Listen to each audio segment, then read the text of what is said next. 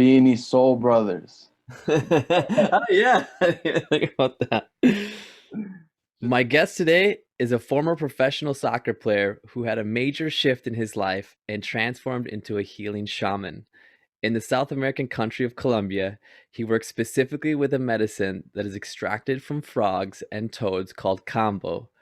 This powerful medicine has recently gained popularity due to its effectiveness in healing the body rapidly. I honestly cannot wait to learn more about this. So without further ado, please welcome Juan Pablo. Juan Pablo, ¿cómo estás? Hey, my friend, glad to be here. True blessing. Thank you for having me. Feeling great, man, and looking forward to diving deep into the rabbit hole as far as these new healing modalities go. Well, you just said it perfectly. This we're gonna dive down the rabbit hole on this one. This is way out there compared to some of the other things I've talked about. So I'm really excited to learn from you and find out more about this. So let's get started first about your background. Your background is just in life in general and how you got on this path. Sure, absolutely. So I'm Colombian American.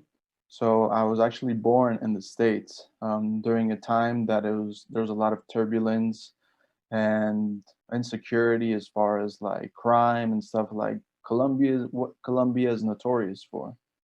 So the guerrillas, the FARC, all of these armed forces, the whole Pablo Escobar times of the early 90s, it was kind of a strategic move for my parents to move to the States, in this case, Florida. And it was also a strategic move to have like both nationalities. So it was kind of like a win-win for them. And also an escape because my dad was getting some threats because he was building some roads that were going to allow access for a lot of people to be able to travel freely within the country. So I moved to the States and lived there probably the first until I was 6. And then I made my way back to Colombia and did up to 6th grade. And then it was kind of like a back and forth. Um, we'd come to Colombia, go back, come to Colombia, see how things were moving along. And then I ended up going to high school in the States and also in college as well. And I grew up with a passion for sports, man. And I dedicated pretty much my whole life to playing soccer. And yeah, it was a beautiful experience, a path of like a lot of discipline and almost, I don't like to say the word sacrifice, but it's like a trade-off that you do in order to reach a certain goal. So I didn't have the life of like a normal kid, normal teenager that at a certain age you go out with your friends and you party. Like I kind of like ended up living that stage of my life at a later time. So I was able to play professional sports, travel all over the world for about 3 years. And then when that time in my life came to an end due to a lot of what goes on behind the scenes in sports, which is like it's money laundering, it's a business. So the players are like the cattle. So they want to make the cattle big and fat and strong so they can therefore sell the player at a higher price to different teams, all of that. And during this time, I was very innocent to all of those things that go on. But eventually, I started to really find out what was going on, and ended up losing a lot of passion for the sport. So after that, I decided to go back to school, and I used my sport abilities to pay for school. And from there is where everything began. Began to become curious as far as yoga, plant medicine, lucid dreaming, all types of like different ways of healing and optimizing the body, the mind, the spirit. And yeah, that's pretty much where it all began until I took my first dose of mushrooms. And that's when the rabbit hole opened wide open. Yeah, that first mushroom trip was, I think, the spark of how the path began in my life. I was around 18 years old and I had no idea what I was doing. It was kind of like I had just a bunch of mushrooms and we went out to the forest with some friends and we ended up taking way more than like we're supposed. It's known as a heroic dose. So I think it was around 6 point something grams, Oh, wow. which according to the psychonaut Terence McKenna, that's a heroic dose. So it's a dose to get breakthroughs in a lot of things.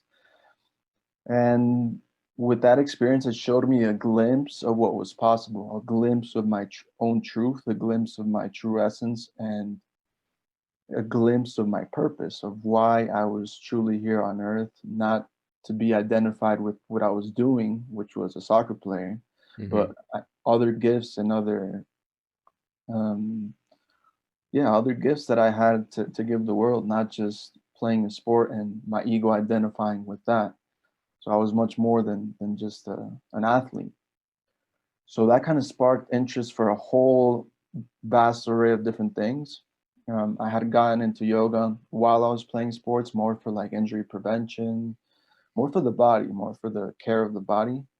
But after getting in touch with the psychedelic medicine and feeling that unity with everything around you, and feeling that like there's no separation, like we're all the same, we're all connected, we're all part of this vast cosmic unity, and everything is intertwined. So from then I started investigating more and more, and I got deeper and deeper with different medicines, looking and researching online, until finally I stumbled upon a testimonial video of a guy doing retreats and dietas in Peru. And this was a time that I was kind of like reinventing myself and who I was and what I was doing. And I was also in a space of doing and experimenting with other types of not plant medicine drugs, but like substance drugs like cocaine, ketamine, LSD, alcohol, women, electronic music, all of that. So I kind of was in the whole opposite side of the spectrum, feeling really, really empty inside. I was kind of like succumbing to that instant gratification and that instant pleasure, which is what the substances give you. But Mhm. the trade-off is obviously you feel like crap for weeks on end, or you feel depressed, or you deplete your body of its natural endorphins, which is the opposite of what plant medicine is. Because when you go into plant medicine, it's the whole opposite. You go into the pain first, you go into your own darkness, and you heal those aspects of yourself that you haven't brought consciousness to. And you go through that first, and then you reap the rewards for weeks and even months and years afterwards. So that's kind of how everything began. And I ended up going to Peru. I didn't have the money during that time. I ended up asking my uncle for to lend me the money. 6 months later, I was able to manifest a trip, and I was down in the jungles of Peru in Tarapoto, which is close to the border of Ecuador and Peru. And I ended up working with a lineage of three Shipibo shamans. And it's a lineage that they like their sons, and like way back all of them were shamans, so it's in Mhm. their blood, that's all they do. And it was a beautiful, difficult um, dive to the deepest depths of like my own psyche, into my own traumas, into my own experiences that I totally forgot about that went on during childhood. And I ended up going really deep with the medicine. Also, the diets that they do are very specific. You cut off salt. It's pretty much like a plantain a day, a potato, and some rice. And you're in a little hut in isolation with no contact with anyone else until you're in the ayahuasca ceremonies. And I did this process for about 2 months, and I came out like levitating, like enlightened, with like an amazing clarity as to what my path truly was. And the medicine showed me a bunch of other things that I was able to give to humanity. And my life has always been very directional towards like my purpose. If my purpose is not in order, then my relationships can be fine, my family can be fine. But if my purpose is not on track, then I still feel like there's something off. So I was very happy coming out of this immersion in the jungle, like feeling really light and connected. All of the cells in my body were so happy and well. Like I felt like a sense of well-being and peace. And after coming out of the experience, I had to go back to like an environment that wasn't really supportive of all the growth and change that I had gone through.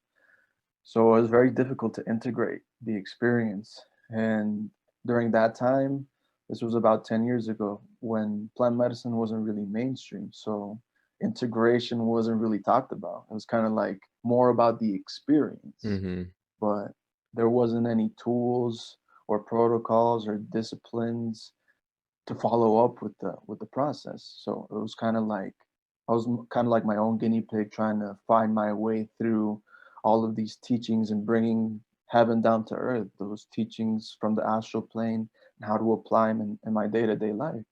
Because that's what plant medicine and these ancestral technologies are for, is to make our day-to-day living better and our day-to-day living easier, and for us to be able to have clarity on what we want and how to make our dreams become a reality. It's literally that simple.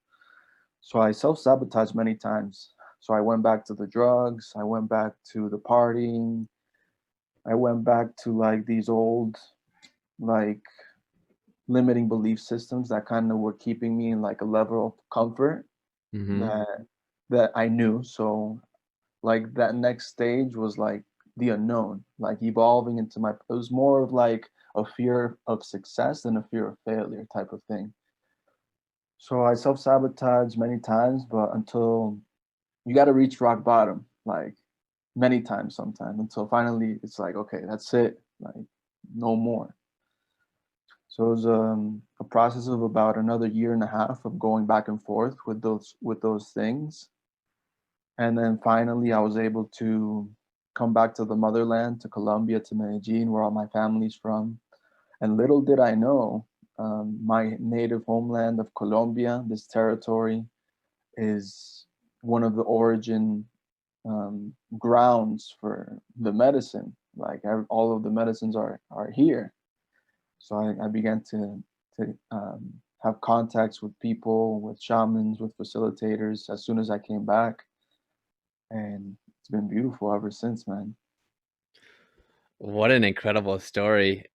That is inspiring, that you've gone from being a professional athlete to struggling with addiction to that party scene, then going to Peru and being enlightened, but then falling back off that enlightenment train, if you will, and then refinding the the healing back in your own country in Colombia. How so since you've been back in Colombia, um, how did you find out about Kambo? Where, who introduced you to it, or I guess let's hear that side of the story now.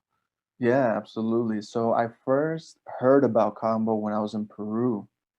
I heard of the frog. I heard it was like another medicine, just like ayahuasca. Hmm. But at that moment, I was so immersed with that specific medicine that I didn't really pay attention to the combo until I got to Colombia and I began doing my Kundalini yoga teacher training. And there was one of the teachers there, and one of the teachers. He's like, "Hey, have you heard? There's this guy up in Cocorna who serves the medicine of Kambo, which is known as the vaccine of the jungle. It's a medicine that you apply on your skin, and it goes in through the lymphatic system. It cleans and detoxifies the body, and it increases the body's, like, it wakes up the body's natural ability to heal itself." And I was like, "Oh, yeah, man, I've actually heard of this medicine." And right when he told me that, I made the click, like, I have to go and try this. So I got his number. I went up to the mountains, and this guy, Juan Esteban, which is one of my best friends now, a former shaman and one of my first mentors, we started working with the medicine. I went up to the mountain and applied my first session of combo, and I began to release and purge like this yellow bile and like sweating and going to the bathroom and like in every type of way, just releasing a bunch of stuff. And then it was interesting because he told me that what I was releasing through the purge had a certain reading according to the color of the of the vomit. So since Kambo is a water medicine and water is emotion, so we're 80% water, 80% emotion. That's why we're susceptible to the changes in the moon cycles and all of that and the tides of the ocean. I was really intrigued to know what I was releasing according to the color. Yeah. And I was releasing just fear, anxiety, but it's not like the ayahuasca purge that you know exactly what you're releasing. So, for example, I can be purging through ayahuasca and I can, in that moment, say, oh, I'm releasing this trauma that I have with my father. In combo, the rational mind is not able to come in and identify what you're releasing. You're just releasing a general emotion. So, Hmm. fear, depression, sadness, anger, because most of these emotions are stored in the liver. If you break down the word liver, livers are responsible for rejuvenating our entire body. And how much have we bombarded our liver with toxins, sugar, starch, alcohol, substance abuse, Pharmaceuticals. pharmaceuticals? Imagine that. So just after this one session, I was feeling like, wow, like my energy was back, my zest for life. I woke up the next day at like 5 in the morning. I was like, all right, what's there to do? Like I got my energy back and also like a lot of clarity. But the most beautiful thing of that first encounter with the medicine of combo was that I began to notice these synchronicities in my life of like some friends that I hadn't spoke to in years just started like messaging me, family members that I hadn't talked to either, and a bunch of doors as far as like career paths and like different opportunities as far as work started kind of falling into place. So I called my friend and I asked him like what was going on, if this was part of the medicine acting and part of its effects. And he was like, yeah, of course. Like this is the best part of combo. I mean, the physical benefits and the physical cleansing is beautiful. But the best thing, the best benefit that the combo can give to us is what the indigenous people call panema. Panema refers to cleansing bad luck. So cleansing our aura or our energetic, the electromagnetic field that surrounds our body. So, for example, people that attract bad luck into their lives, for example, they get out of bed and they stub their toe, or they're walking down the street and somebody mugs them, or they miss the bus on their way to school. Like in a way, as we're walking through life, the aura begins to receive like punctures and little things start to grab onto the energetic field. And just like we need to clean our body, there's that outer layer of our being that is responsible for attracting good or bad things into our life. So with the combo, according to the indigenous tribes, it restores like that energetic field and it allows again to become magnets to attract all of life's greatest gifts and blessings into our life with ease and with grace and without having to struggle and to hustle, because that's the paradigm that's been given to us by our parents that hey son, if you want to have a good life you got to sacrifice and you got to work really really hard in order to get what you want. And that's been really ingrained into especially men through our fathers and our grandfathers, that life is hard and that we have to work extremely hard for what we want. So this was kind of like breaking with a hammer all of those paradigms and those limiting beliefs because it was happening in real time without me doing anything. So it was beautiful. And from then on, the curiosity um, stayed alive with me, and I ended up studying that medicine in depth. Well, I would definitely start studying something that had such profound impacts on your life as well. This sounds eye-opening, and to not react to that would be just pure ignorance. So, what were the next steps? You started studying it, and how did you? I'm assuming that you got your friend as a mentor, and then you worked your way into becoming a shaman yourself and starting to heal other people, right? Absolutely. So I first started with my friend up in the mountains of Coca, Colombia, and he began teaching me like the technique of how to apply the medicine. I also began volunteering more during the retreats that they were hosting at this place, which is called Tierra de Agua, and it's a self-sustainable eco community where everyone lives off their own food, they grow their own medicine, and people from all over the world come to receive the plant medicine teachers. So I began to observe all of the other healers and facilitators that were going to these retreats, and it's kind of like the same process of working your way up from a business. So you start off as the janitor, and then you slowly work your way up. I started off cleaning the buckets, giving people toilet paper, helping them go to the bathroom while on the effects of the medicine. And then the next step from that was learning the songs and then how to apply the medicine, how much medicine, what's the dose according to each person's condition. And then I got to a certain point with him as a mentor that he told me, okay, man, like this is it. Like I've taught you what I know.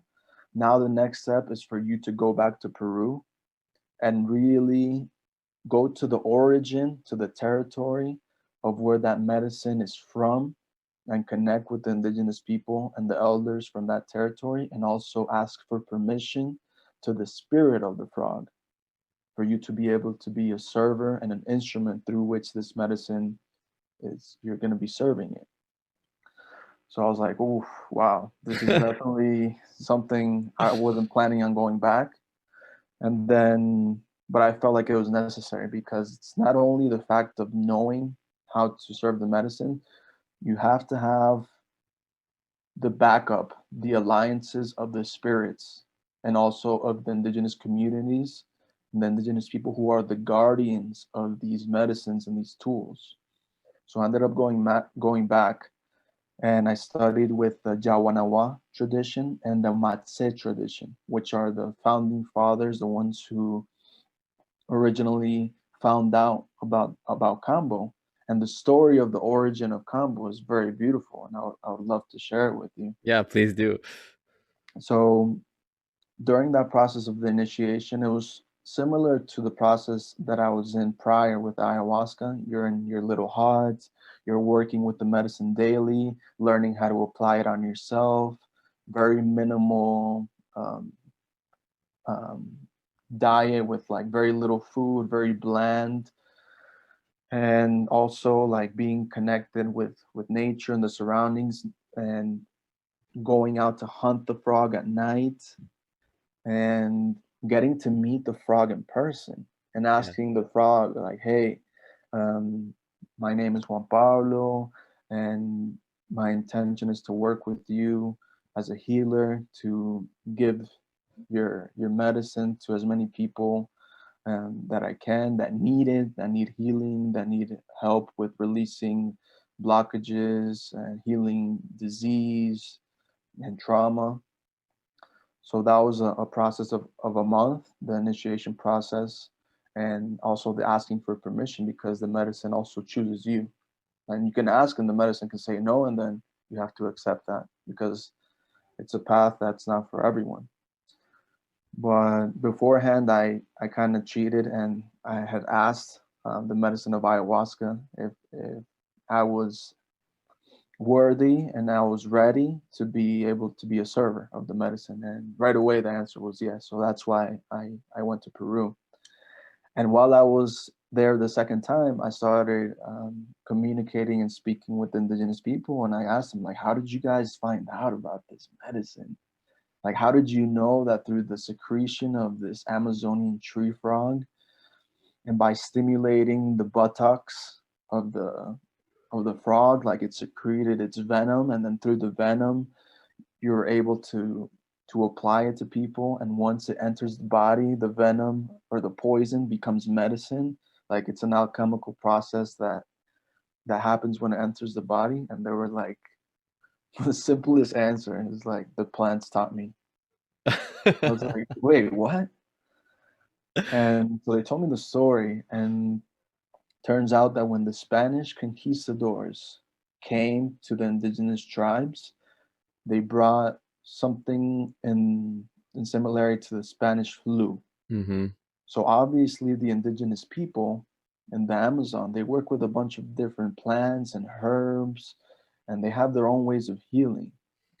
But when the Spanish conquistadors came, with this disease, they weren't able to heal themselves, so they started dying off. So one of the main shamans of one of the tribes, in this case the Matse tribe, which is from Brazil and Peru, he went by himself into the jungle and he drank the medicine of ayahuasca by himself. And during the vision of the ayahuasca, the spirit of the Kambo came to him. And the ayahuasca medicine started to show him how to call the frog with specific frog noises, like these croaks. And he started doing these callings with a specific vibration to call in the frog. And the frog literally came to him and allowed it, and it showed him how to extract the medicine. And then from there, he took the medicine and he brought it back to his tribe's people and was able to heal the entire tribe. And then eventually, the neighboring tribes found out about this, and that's how the medicine began to spread through all the tribes in Brazil and Peru. And now it's even in parts of the Colombian Amazon. Mhm. So yeah, Wow. it's That is crazy. an amazing story. I say this often on this show, but I was getting goosebumps when you were telling me this. I mean, to hear to have the plants speak to you, to have the courage to go into the Amazon by yourself and then take ayahuasca, a hallucinogen, and then to get the downloads from nature and learn how to call the frog. I mean, this is just, you can't make that up. Yeah. You can't. That's incredible. Wow, what a amazing story. So you went back to Peru, you learned from the indigenous people, and then you decided, okay, I had the permission, you got the permission, and you went back to your motherland of Mhm. Colombia, and now you're administering it. Yeah. So after I came back, so something I left out was that I wasn't instantly like a facilitator and a healer. Like as I said before, it was like a process of working through a lot of stuff that I still had to heal, and also a process of learning. And the process of learning, it takes many years. It takes Hmm. patience. It's not like you can do a 10-day course and then you're good to go. Yeah. Kind of like going past that instant mentality that a lot of us have today, that okay, I did a 30-day course on coaching and now like I'm a full throttle Tony Robbins. Like, no, it takes many years of experience. And the path of shamanism is very long. It's like an entire life in order for you to be dedicated and to know the ins and outs of how to work with these plant medicines. They're very ancient. So I was working in Colombia part-time as an English teacher online and also as a tour guide. And on the side, I was going to the retreats. I began bringing people to the retreats. As soon as I started vibrating at a higher level, I began to attract people that were interested in these types of things because I was projecting that feeling of well-being, that lightness, the living with an open heart. So people were automatically drawn to me, like, hey man, like what else do you do? Like during the tours, during the even the English classes, people would ask me, like, do you do this full time? So that's when I would go in and I would talk about what I was truly passionate about, Hmm. which was the healing, the yoga, and all of that stuff. So when I came back from Peru, that year was the year of making that gap and making that transition into fully launching myself into the abyss of doing what I truly loved, because I came from that. I was playing soccer, I was doing what I loved, I was receiving a lot of abundance in every way. So that's kind of what I was always shooting towards. So I wasn't satisfied with working as a tour guide in an office or marketing because that's what I studied.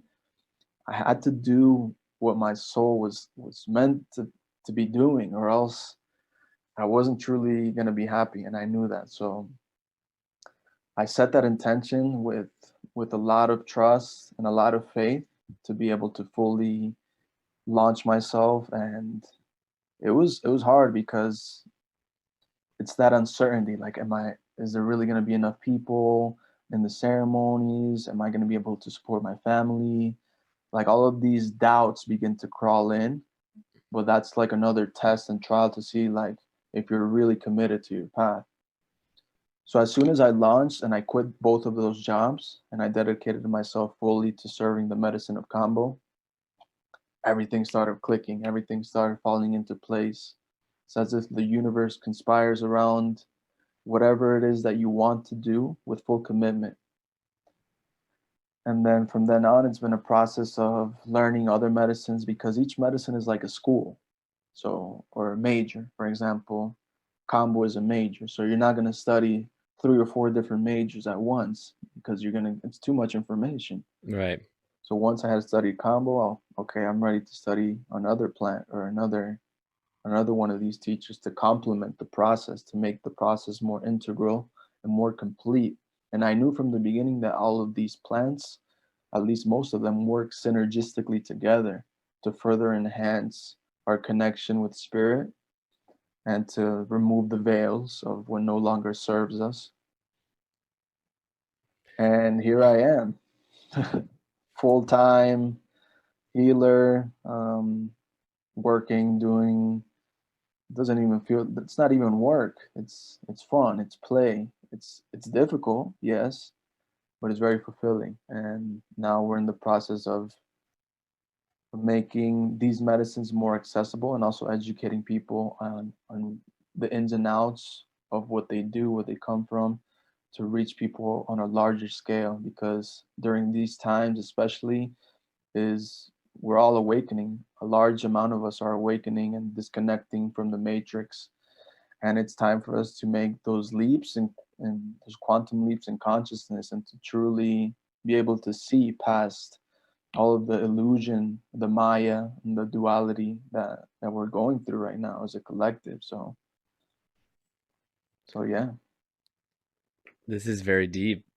The Your work is exactly what the world needs right now. And before I'm getting way more information than I had anticipated in this call. I know when we spoke before the call, we said, well, maybe we'll end up doing a two-part series. We're definitely going to have to do a two-part series because I want to get into exactly what is a ritual like, or a healing like. What is one of your retreats like? What kind of healings have you seen happen firsthand? But if we get into all of that, we're gonna go way over time, and Yeah, we'll just break it down into a few different series, hopefully, as long as you're okay with that. absolutely. The one thing that I wanted to know, and I'm sure the listeners and viewers are also curious, is how do you extract? I know you said you kind of get the frog to put out its venom. How do you do that? And then does the frog live afterwards? I'm guessing you don't harm the frog. It would be very unethical and out of integrity to be healing other people while harming the plants or the animals through which the medicine comes from. So Right. obviously, since the medicine is growing in popularity, there's people that are extracting it in unethical ways. Of course, that's a reality. But most people, the majority of people, I would say, are extracting it in an ethical way. And that way is the frog is called, like I was saying before, literally, like there's specific indigenous people that already have the specific croaks and the sounds to call the frog. And it's almost like it's crazy because since COVID began, the frogs are now more, like, even more friendly, and there's literally not that much work to be done as far as hunting goes, like going out deep into the jungle. Like, just by calling them, it's almost like they're jumping into our hands saying milk me, because they know that humanity needs the medicine so much more right now. So the process is very simple. You call the frog, and the frog sometimes is stuck on like a tree. It's not a toad, it's a frog. Okay. So maybe we can show a picture and at some point of the frog. It's beautiful. And the frog is kind of like it's placed on the hand, and then all you do is you stimulate the buttocks. So the Okay. frog doesn't have pores like a toad does. So you stimulate the the buttocks and it begins to wiggle. The frog begins to wiggle and wiggle. And this stimulation, they begin to secrete the medicine, and the medicine is then laid down on a special wood called acate. And this wood is very good because it's very strong, and also the medicine is like absorbed into the wood, so it ends up being like this wax that becomes very hard. And then during the process of the ceremony, all you do to activate the medicine again is you put a little bit of distilled water on there. So the frog is extract the medicine is extracted from the frog, and then it's released again into the forest right away. And also the work that we're doing with the indigenous people, the Jawanawas and the Matses, they have a reservoir, like a special refuge of where they have a territory that's taking care of the frogs, making sure like poachers and other people that want to traffic the medicine in a non-harmonious way are Hmm. not able to enter this reservoir, and that way the production and the ecosystem and can keep flowing smoothly without interrupting its way of living. So yeah, the indigenous people have this reservoir, and the frog is very well taken care of. Because think about it, if you extract the medicine from the frog in a traumatic way, just like you milk the cows in a traumatic way or you kill the cows in a traumatic way, that same trauma is going to be passed on to the consumer. So Hmm. imagine if the frogs are traumatized during the process of taking out the medicine and you apply that medicine to that person, they're not going to have a good experience. No. So the source of the medicine is very important, that those people are extracting the medicine with the highest integrity, and also asking for permission of from the territory, from the frog, from the spirits to be in full alignment with what's going on. If not, it's not going to be able to work. How long do the effects last when you've had the medication put into your lymphatic system or into your skin? So when you first apply the combo, since it's applied on the first layer of the skin, it goes straight in through the lymph, so you feel it right away. And the intense process of purging and sweating and releasing lasts for about 20 minutes. And then like there's more effects, like but more subtle, can last for about an hour. And then it depends on the person's process. If you're coming in with a lot of toxins and a lot of baggage, your body's going to be in healing mode for that rest of the day. So that's why it's good to rest, to journal, to take a cold shower, to eat very light fruits. But then the effects, the benefits of the combo begin to notice them the days post the medicine, the days after. So Okay. the next day, and then the next day, and then the next day. And then the overall sense of well-being, clarity, peace, and lightness, it can last for months. It also depends on you, because it's I remember an Australian guy that I worked with was feeling absolutely like amazing, like on cloud nine after just one combo. He's like, hey man, how long does this feeling last? And I was like, well, it's up to you, man. If you got to take care of your body, and it's a lifestyle change. So it's up to you to maintain that high level of vibration, because the medicine does 50% of the work, but you also do the other 50% of the work. Because a lot of people come in to these ceremonies thinking just one session or the medicine is going to resolve their life. And that's not the way it goes. The medicine is a tool that's going to help you make like big changes, but also, or it's going to show you a lot of things that you have to change, but you have to take that step. So it's being very clear with people with that, especially.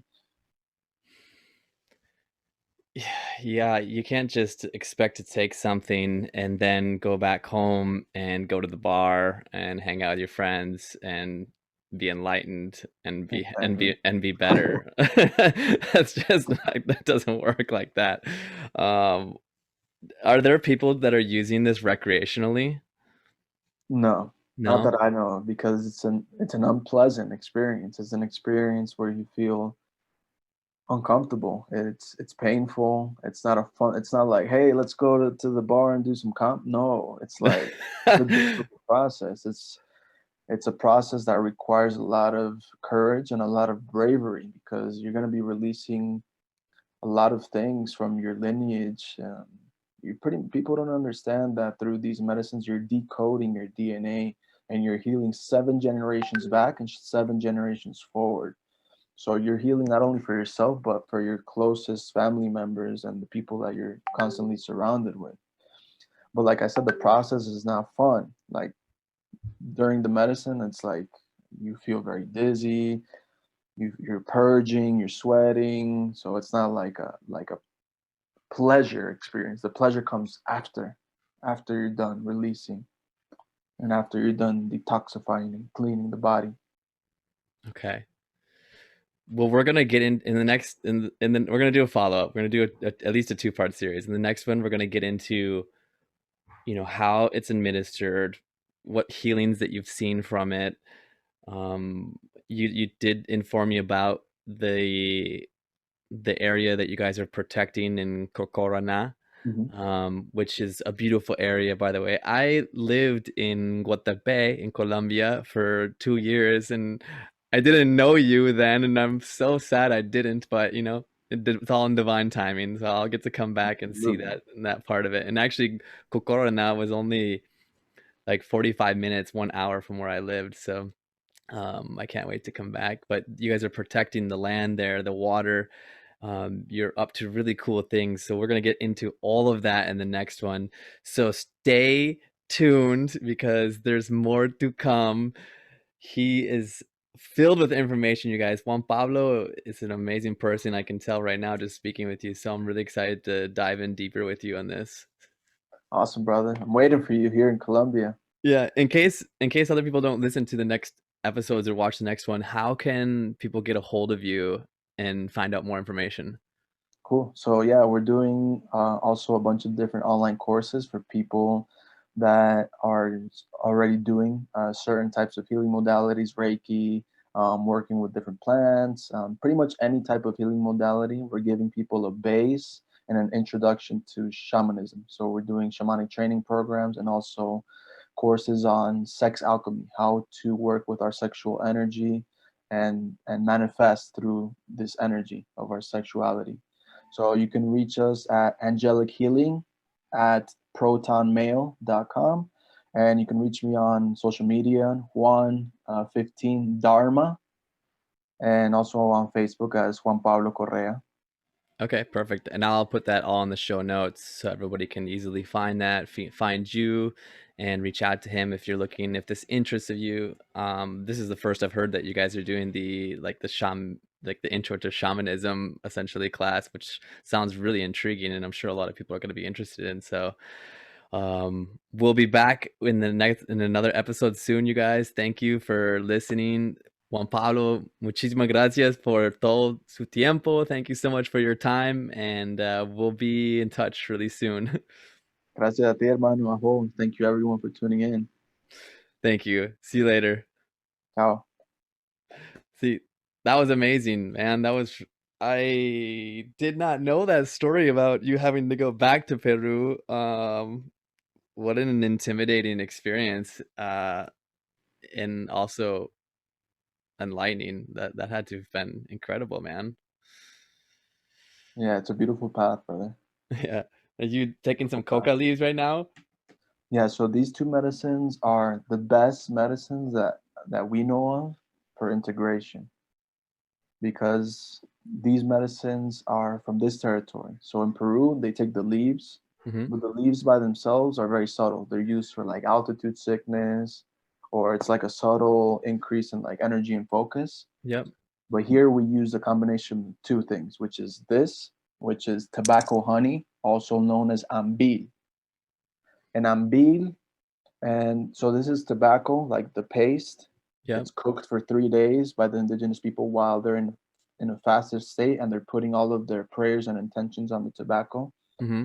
Because the indigenous people say that the first two plants that were given to humanity by spirit were tobacco and coca Okay. to connect with the spirit.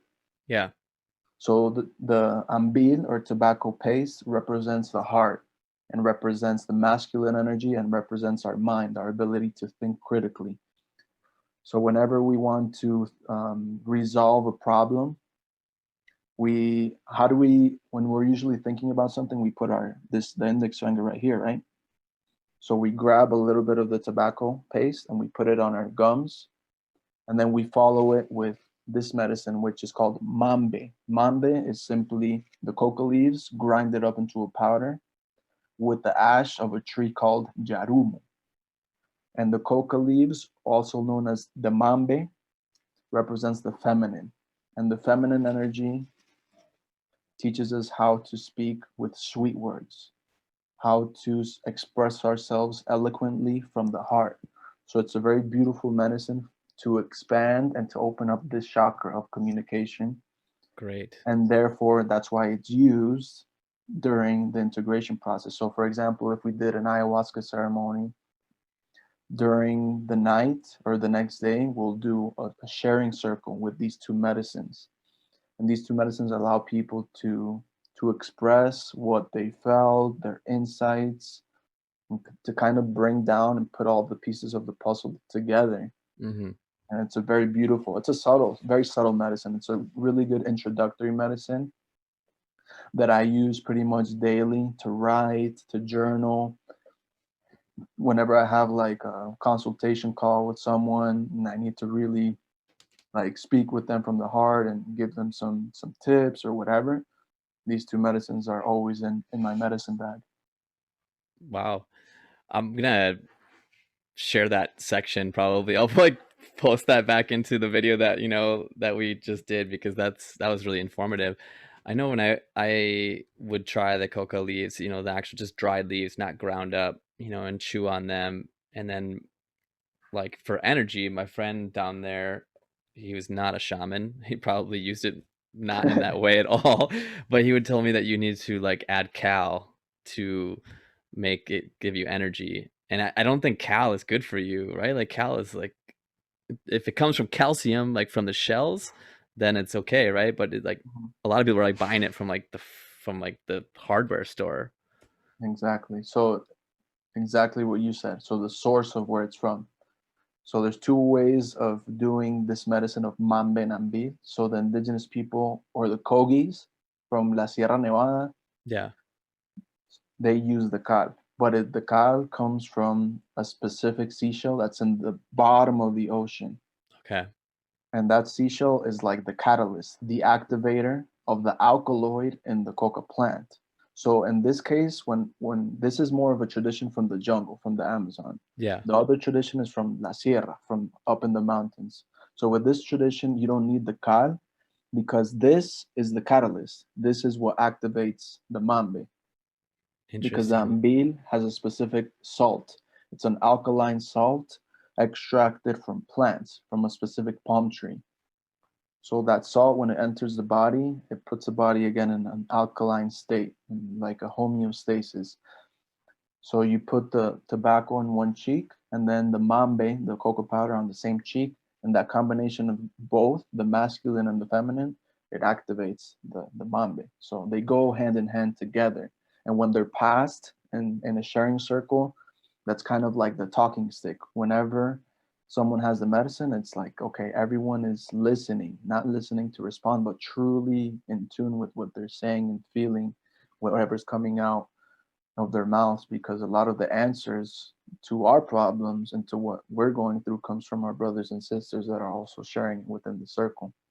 So it's very beautiful. Like we do men's circles here, and this is a medicine that's always with us during the men's circles because for us men, it's very difficult sometimes to express our emotions, and because the way we've been programmed, like we got to be really strong, kind of like Superman, Yeah. and so it allows us to be vulnerable and to release all of these things that are not serving us as men. Right.